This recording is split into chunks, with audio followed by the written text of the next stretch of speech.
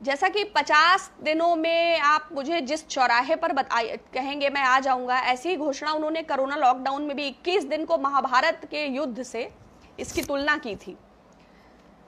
तो 34 लाख संक्रमण हो चुका है और देश दुनिया भर में हम नए मामले सबसे ज्यादा में 1 नंबर पर आ चुके हैं।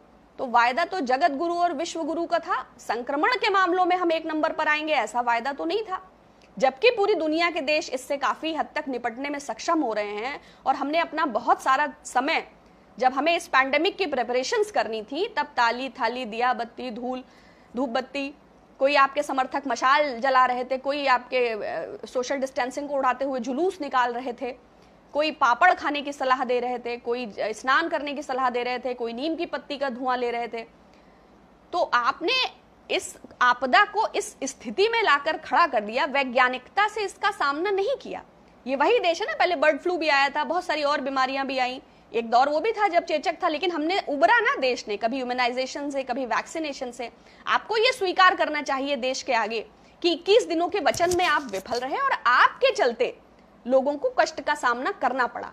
जैसे लॉकडाउन में 423 मौतें आपकी अनियोजित और अविवेकपूर्ण लॉकडाउन के चलते, ये जो 423 मौतें हुई हैं, इनकी हत्या के आप जिम्मेवार हैं।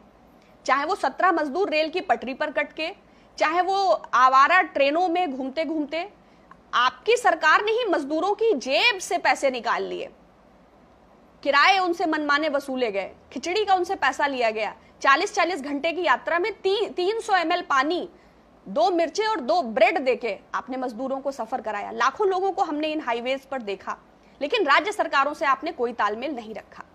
आज भी राज्य सरकारें 53,000 करोड़ बंगाल का बकाया है, आप पर तगादा होता रहता है। केरला अलग जो है इंटरेस्ट पे मनी लेकर उसका सामना कर रहा है, लेकिन फ्यूचर ग्रुप का अधिग्रहण रिलायंस करने जा रहा है। सारे चैनल्स पर ऑलरेडी रिलायंस, पूरा टेलीकॉम सेगमेंट, काफी सारे टेलीकॉम सर्विस प्रोवाइडर्स थे 2014 में, लेकिन अभी पूरा एकाधिकार है रिलायंस का।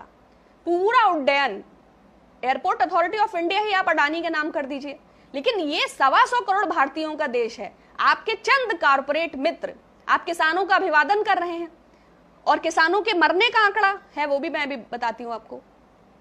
तो जो 68,000 करोड़ आपने विलफुल डिफॉल्टर्स का माफ किया है, या पहले जो 1,30,000 करोड़ रुपए आपने माफ किया, या वो हजारों करोड़ जो अवैधानिक रूप से आपने पीएम केयर फंड में कलेक्ट किया है, या वो इलेक्टोरल बॉन्ड्स के माध्यम से लिया गया भारतीय जनता पार्टी का चंदा, तो ये एक्ट ऑफ गॉड नहीं है, ये एक्ट ऑफ फ्रॉड है, and you are whole and sole responsible for this fraud. Mann ki बात जरूर आपने सुन लिया होगा। हालांकि मन की बात सुनना एक प्रकार का मानसिक शोषण है, लेकिन चूंकि आप लोगों के ईमेल्स और मैसेजेस उसके प्रत्युत्तर से संबंधित आते हैं, तो मुझे इस उत्पीड़न से गुजरना पड़ता है। आधे घंटे बाद उस प्रताड़ना का एहसास हुआ, जब ये फील हुआ कि उसमें कोई कंटेंट ड्रिवन चीज ही नहीं थी। हमेशा की तरह मन की बात में कोई मतलब की बात नहीं थी, पूरी तरह काल्पनिक। माननीय प्रधानमंत्री जी, जैसे मोर को दाना चुगाते हैं, वैसे ही देश को दाना डालने की परंपरा ही मन की बात है। खैर, इस उत्पीड़न का सामना आपके कारण किया, तो जो महत्वपूर्ण बिंदु जिसका कि हालांकि पूरा देश प्रतीक्षा कर रहा था कि नीट और जेईई परीक्षा को स्थगित करने से संबंधित माननीय प्रधानमंत्री जी देश के लाखों युवाओं और बच्चों के हित में जरूर कोई फैसला लेंगे, लेकिन निराशा ही हाथ लगी। नौनिहाल कितना इंपॉर्टेंट है इस सरकार के लिए, ये हमें पूरा सुनने के बाद पता चला, क्योंकि 5 से 10 मिनट उन्होंने खिलौनों पे चर्चा की, किसानों का अभिवादन किया, नेशनल न्यूट्रिशन वीक के बारे में बात की, और भी बहुत सारी काल्पनिक बातें थी। तो ये हमेशा की तरह एक मोनोलॉग था। एक शेर है कि खामोशी छुपाती है ऐब और हुनर दोनों। खामोशी छुपाती है ऐब और हुनर दोनों, शख्सियत का अंदाजा तो गुफ्तगू से होता है। लेकिन चूंकि माननीय प्रधानमंत्री जी ने आज तक कोई प्रेस कॉन्फ्रेंस किया ही नहीं जिसमें आम चूसने के अलावा उनसे सीधा वार्तालाप स्थापित किया जा सके, तो शख्सियत का अंदाजा भी अभिनय प्रतिभा से लगाइए, वास्तविकता का अंदाजा लगाना थोड़ा मुश्किल है। काफी लोगों का यह प्रश्न आया कि आपके अनुसार क्या होना चाहिए। मेरे अनुसार सेशन को 0 कर देना चाहिए था और आयु सीमा में 1 वर्ष की वृद्धि कर देनी चाहिए थी, वही बच्चे आगे अप्लाई कर लेते। इस पैंडेमिक के समय गार्जियंस को या स्टूडेंट्स को या बच्चों को या इस तरह सेंटर्स को, इस समय देश की प्राथमिकताएं कुछ और हैं और ये फैसला मेरे हिसाब से तानाशाही। तो सबसे पहले तो उन्होंने किसानों का आभार और बधाई दिया। ये एक मोदी जी का स्टाइल है, चूंकि आभार व्यक्त कर दिया, अभिवादन कर दिया, बधाई दे दिया, तो अब ये कहने का प्रश्न ही नहीं उठता है कि न्यूनतम समर्थन मूल्य पे क्या बात की जाए, एमएसपी के लिए आपने प्रॉमिसेस क्या किए थे, फसली बीमा योजना का क्या है, वितरण प्रणाली सही ना होने के कारण अच्छे अन्न प्राप्त नहीं हो पाते हैं। अभी आपको याद होगा बायर ने जो गेहूं के जो बीज दिए गए थे उसमें बालियां ही नहीं पैदा हुई, पूरे ब्लॉक के लोग बहुत परेशान हुए थे। भंडारण की व्यवस्था में कमी है। क्यों किसान अपना कोई विधानसभा के बाहर आलू डाल जाता है, कोई टमाटर फेंक जाता है? क्यों इस पैंडेमिक के समय जबकि सप्लाई चेन मैनेजमेंट बाधित हो गया, प्राकृतिक आपदा से तमाम लोग ओलावृष्टि से पीड़ित रहे, सरकार ने कोई सहायता क्यों नहीं दी?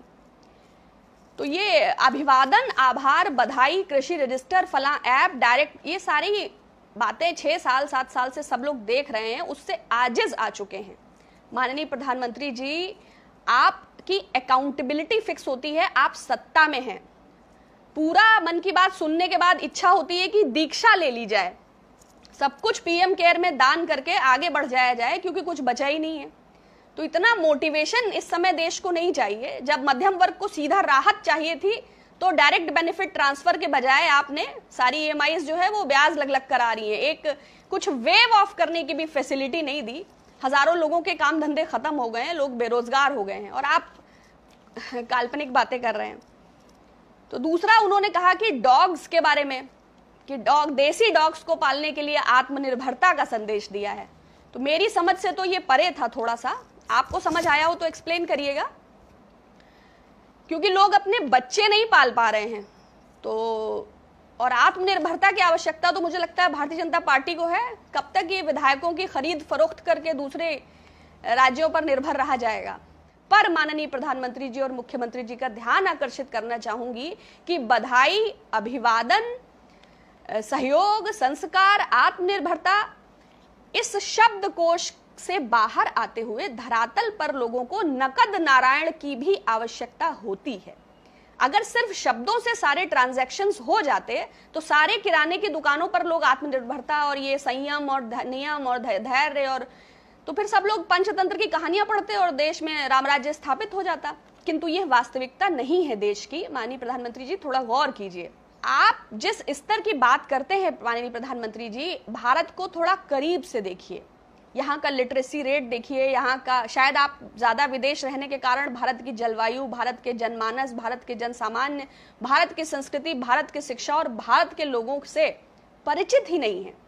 जैसे निर्मला जी कहती हैं ना कि 6 से 18 लाख रुपए मध्यम वर्ग की आय है, तो उन्हें पता ही नहीं है लोग धरातल पर कैसे जीते हैं। लोग भूख से जूझ रहे हैं, प्यास से जूझ रहे हैं, तमाम जगहों पर पानी की समस्या है। आपकी योजनाओं के लोकार्पण से या ये जो आप अपनी मशीनरी के हवाले करने के बाद इतिश्री कर लेते हैं, या ऐप डाउनलोड करने से, या प्ले स्टोर पर जाने से, या फ्री इंटरनेट प्रोवाइड होने से, ये भारत को चलाने की व्यवस्था नहीं है, क्योंकि यह वह भारत नहीं है जिसकी आप कल्पना कर रहे हैं। फ्रीडम स्ट्रगल का भी उन्होंने जिक्र किया। अच्छी बात है, कभी कभी मोदी जी फ्रीडम फाइटर्स को भी याद करते हैं, लेकिन मैंने देखा है कि हमेशा वो, आज तो रविन्द्रनाथ टैगोर और गांधी जी का उदाहरण दिया, गांधी जी का उदाहरण जरूर देते हैं। गांधी जी की सिंप्लिसिटी को ऑब्जर्व करिए। 8th या 9th में होता था ना, Gandhi ji and the coffee drinker करके एक स्टोरी भी थी। जिस आडंबर और वैभवशाली जीवन को प्रधानमंत्री जी आकर्षित रहते हैं जिससे, वो तो गांधीवाद नहीं है। ये हालांकि उन्हें ये मालूम है कि इस देश को रूल करने के लिए गांधी का एग्जाम्पल लेना जरूरी है, क्योंकि गोडसे के समर्थकों को संसद तो पहुंचाया जा सकता है, लेकिन गोडसे और गोलवलकर के उदाहरणों से मन की बातें नहीं की जा सकती। उसका रास्ता चरखा और बापू से जाता है, तो उदाहरण में वो जरूर ले लेते हैं कि भाई एक कॉम्पोजिशन होता है किसी फिल्म का, जैसे हर जॉनर होता है ना कि थोड़ा सा एक लव स्टोरी, एक विलन, एक आइटम सॉन्ग, थोड़ा कॉमिक, थोड़ा सटायर, दैट इज एक हिट मूवी का एक कॉम्पोजिशन, डेविड धवन टाइप। तो वैसे ही एक ऋग्वेद का श्लोक, एक अन्न से जुड़ा श्लोक, थोड़ा सा कुछ रिलेटेबल मिडिल क्लास को, थोड़ा सा कुछ स्टूडेंट क्लास को, थोड़ा सा कुछ इंटेलेक्चुअल क्लास को, थोड़ा सा कुछ इंडस्ट्रीज को, थोड़ा सा कुछ मिनिस्ट्रीज को, और हो गई मन की बात, जिसका 125 करोड़ भारतीयों से कोई लेना देना नहीं है। दूसरा, नेशनल न्यूट्रिशन वीक का उन्होंने जिक्र किया। आयरन कैल्शियम लेने की सलाह दी, ये सब चीज़ें सबको पता होती हैं। लेकिन मैंने कहा ना, जिस देश में लोग बच्चे नहीं पाल पा रहे हैं, उस देश में कुत्तों की नस्ल को लेकर आत्मनिर्भरता की बात को जोड़ना, तो ये तो बहुत ही दुखद है। 54% महिलाएं भारत में एनेमिक हैं और कुपोषण में बिहार तो नंबर 1 पर ही है। 5 साल से कम उम्र के लगभग 47.93% बच्चे कुपोषण का शिकार हैं। तो इसके आंकड़े तो ये Indian council of medical research का डेटा है और स्थितियां बहुत गंभीर हैं। ऐसी बातें सुनकर ये भी अफसोस होता है कि पूरे इस कोरोना पैंडेमिक में जिम्मेदारी लेने की बात तो नहीं ही हुई, लेकिन 20 लाख करोड़ का जुमला पैकेज मिला, जहां पूरी दुनिया में देश में लोग हेल्प कर रहे हैं अपने सिटीजन्स की, वहां हमारे देश में बिना संसद सत्र बुलाए, बिना लोगों से मशवरा किए, बिना विपक्ष की जानकारी के स्पेस, न्यूक्लियर, डिफेंस जैसे सेक्टर्स को कहीं प्राइवेटाइज हो रहे हैं, कभी कोल माइनिंग्स, कभी ऑर्डिनेंस फैक्ट्रीज का निगमीकरण, है ना, बहुत देश को बेचने की, हम 125 करोड़ भारतवासियों को मन की बात का संदेश और तीव्रता से पैसा इकट्ठा करने की माननीय मोदी जी की कोशिश, जिसे शायद कुछ लोग देख सकते हैं, चाहे शायद कुछ नहीं, लेकिन साफ साफ ये विजिबल है जिस तरह से वसूली हो रही है, जिस तरह से देश को खोखला करने की कोशिश हो रही है। क्योंकि नवरत्न कंपनियां हैं या जो भी पीएसयूज हैं, वो क्या है, हमारे पैसे से बनी हुई ही संस्थाएं हैं। चाहे उनसे पीएम केयर में फंड लिया जाए, चाहे उन्हें दिवालिया दिखाकर बेचा जाए, वो हमारा नुकसान है। सरकार चली जाएगी, कल को मान लीजिए मोदी जी चले जाएंगे, तो देश तो फटे हाल बचेगा। क्योंकि जो चाहे आप रशिया का उदाहरण लें, चाहे अभी बेलारूस का उदाहरण लें, चाहे आप जिनपिंग का उदाहरण लें, जो भी डिक्टेटर माइंडसेट के लोग होते हैं, वो रिफॉर्म्स के नाम पर अपने अकॉर्डिंगली सिचुएशंस को चेंज कर लेते हैं, जो कि माननीय प्रधानमंत्री जी कर रहे हैं। मगर विगत 6 वर्षों का जो उनका अगर हम कुछ भी एक्नॉलेज करते हैं, तो मुझे तो कुछ ऐसा नहीं दिखाई देता, सिवाय इसके कि नकली सपने हैं, झूठे वादे हैं, किताबी आंकड़े हैं और गुलाबी बातें हैं। तो जरूर विचार कीजिएगा। पुनः आपसे बात होगी। बहुत धन्यवाद।